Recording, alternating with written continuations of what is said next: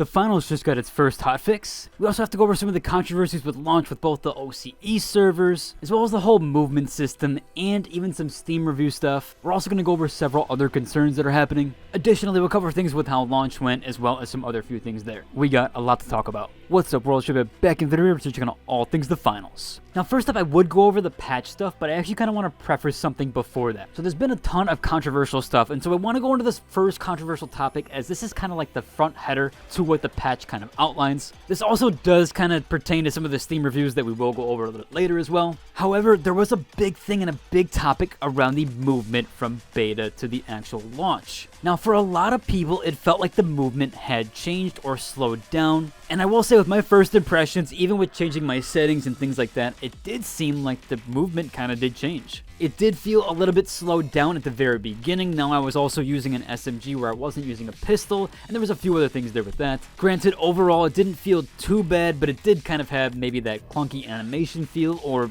where it kind of pertained to the actual movement of it and the speed of it. However, I still had a good time with it, and I still enjoyed the game, but it did feel like at the very beginning, and I totally understand where people are coming from, where they thought the movement was changed. However, this actually was addressed yesterday by a lead developer on Discord, where he goes on to outline the following. He said, "To everyone concerned about movement, we have been investigating your feedback on the feel of the movement from open beta to now. It's been hard to pinpoint because there was no change in the movement system or the movement speed between the two tests. But in our research, we believe we may have found the problem. We have identified a few things that might be causing everyone to experience the gameplay differently. In the past month, we made small adjustments to animations, sound, and settings that in combination may be giving the feeling of slower movement, especially with the light and medium archetype. Settings were reset as well, so the FOV defaulted to 71, and which had a big impact on how it felt. Yeah, I mean, kind of, sort of, but I did put it at 100 and still felt the slowdown effect as well. Now, they went on here to say they were balancing some changes for your part. Changing your FOV could be helpful. They said, of course, that they're waiting for the next patch so they can see if things are better and if there is more work to be done there. Now, at the end here, they did go over things like live games take constant iteration and your feedback is valuable.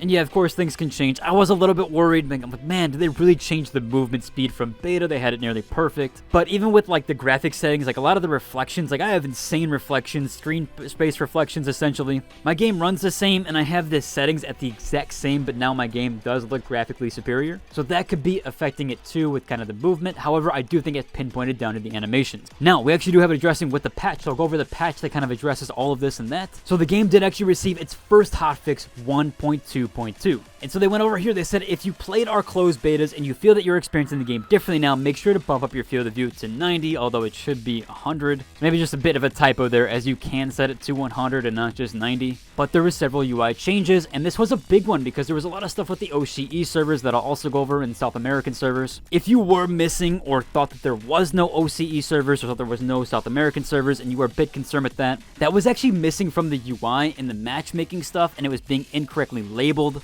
or even not visible to viewers. So there actually was OCE servers and South American servers, and they were working, you just couldn't tell. Now they finally made it visible, so they fixed that, but they said for the time being that the South American servers will be incorrectly labeled as Brazil for right now. There was also some concerns about pricing in different countries where the UI was incorrectly labeled and added 2 additional zeros in some of those places, but nobody was charged that much, and it was only a display issue or only the text and kind of UI issue there. Now here's the big one. They went over movement, and they have actually fine-tuned the first-person view sprint animations. And from what I can tell, it does look like the first-person animations, at least with the hand movement, does kind of feel sped up. At least from the first kind of iteration or the beginning launch, it does feel like the animations of the hands were sped up a bit. The movement does kind of feel faster, even though it is the exact same. So I think everyone's concern there should be addressed. That does lead us on to the final Steam stuff, because there's a lot of stuff there with the Steam stuff, and there being a little bit of controversy there. So yesterday on Steam, the game was actually a mixed review, or mixed review status. However, a lot of those negative reviews and concerns were actually for the movement and the server, which have been both addressed already after one day. So a lot of these reviews like felt sluggish, I don't know why. and some other stuff about the Brazil servers not being there, and they wanted them to be there. They were with beta. Yeah, all of that's been addressed now, and they were there since the beginning. The movement was unchanged, but they have fixed it to make it feel a lot better, and it definitely does. And that does resonate and show true in both the actual game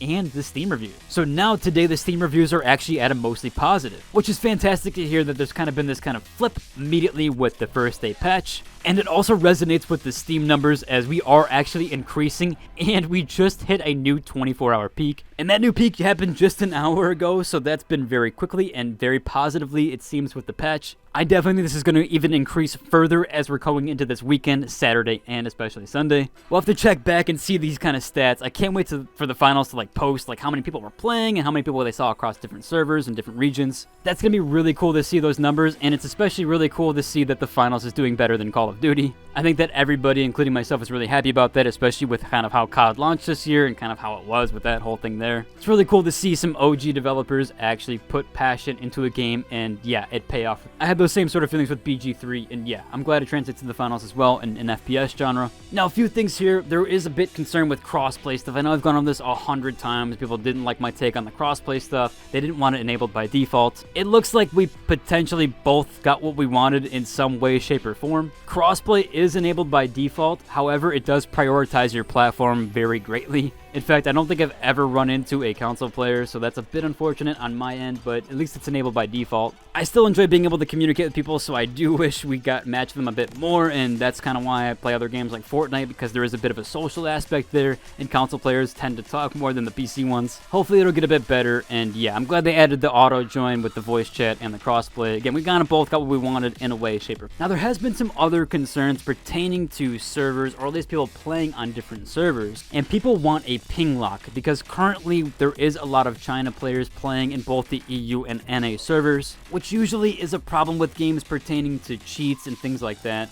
I do think all games should have a ping limiter, and yeah, most people recommend about 130 ping, and I think that's about perfect. When I play Apex, I don't play on the US servers because the game doesn't feel good on lower ping. It actually feels better on the higher ping. There's actually several videos on it about why it feels better to play at over 100 ping in Apex, but yeah, I'm not going to go into all that here. But I do agree, anything over 130-ish is probably hitting the mark where they shouldn't be allowed to play on those same servers, and that goes for all regions. You could make an argument there about bad internet and people having bad internet not being able to play, which, yeah, it's unfortunate. I'm not really sure how they can go about that, but I do agree that there should be maybe some potential ping limit. Now, as for the launch of the finals, it seems like a lot of people agree that the launch was actually the most stable launch in a long time. I've dealt with a lot of rocky launches, and even SOD or Season of Discovery for Classic WoW was pretty rocky. So the finals having a good launch and seemingly having a ton or very, very popular player base, especially when you look at the Steam chart numbers and kind of overall. Yeah, this was a very good and very well done launch. I played it right after it was available as fast as I could download, and the launch seemed perfectly fine. A lot of people here even saying they played 7 hours, they've had no crashes on PlayStation 5, and yeah, I've never had a crash in this game once. All in all, I think it's a great launch so far. I'm super happy they addressed the movement stuff already. They've been very open and positive with feedback.